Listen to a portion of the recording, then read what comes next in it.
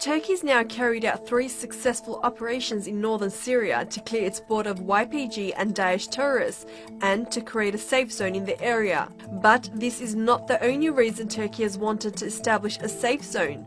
You see, ever since the war in Syria broke out, Turkey opened its doors to millions of Syrians, and today it hosts nearly 4 million refugees. It is estimated that the nearly 9-year-long war in Syria has killed over 500,000 people. And at least 6 million are internally displaced, while around 5 million had to flee their country.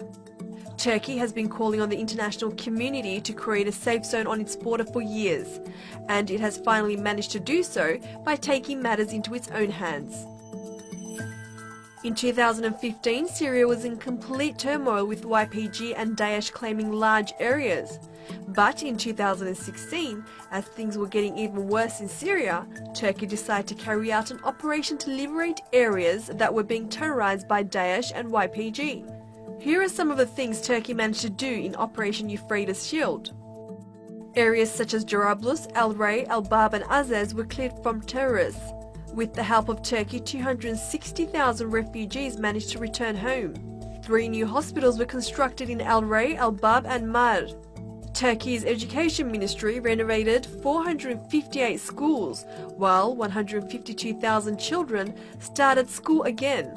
And finally, Turkey's Haran University announced that there will be a faculty in El Bab where trilingual education in Turkish, Arabic and English will be provided. Then in 2018, Turkey conducted another operation, and with Operation Olive Branch, Turkey managed to clear out Afrin, which was occupied by YPG, help 150,000 refugees return to the area, and renovate damaged schools and hospitals. Turkey's Gaziantep University also announced that they would open up faculties in liberated areas. Islamic Sciences faculty in Azaz, Education faculty in Afrin, and a faculty of Economics and Administrative Sciences in El Bab. And this brings us to Turkey's latest anti-terror operation. Amid a barrage of misinformation that was targeting the Kurds, Turkey launched Operation Peace Spring to clear YPG terrorists and create a 480-kilometer long, 32-kilometer wide safe zone in northern Syria after US forces withdrew from the area.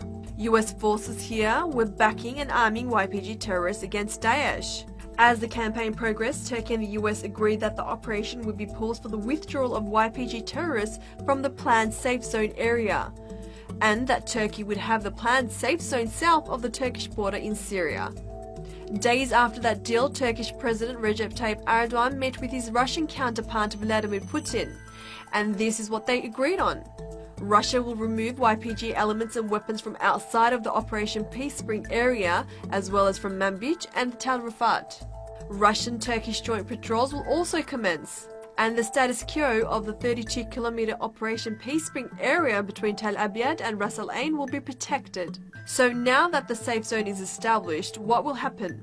Before Operation Peace Spring started, Turkey said it aims to resettle at least 3 million refugees back into Syria. Turkey stated it is committed to rebuilding infrastructure in northern Syria. The initial plan is to resettle 1 million refugees and reconstruct 10 districts as well as 140 villages.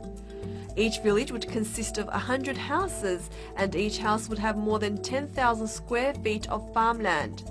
There are plans to establish more university faculties, schools, hospitals and sporting facilities for the youth. This final project is expected to cost Turkey around $27 billion, and in total, Turkey has spent $40 billion on refugees.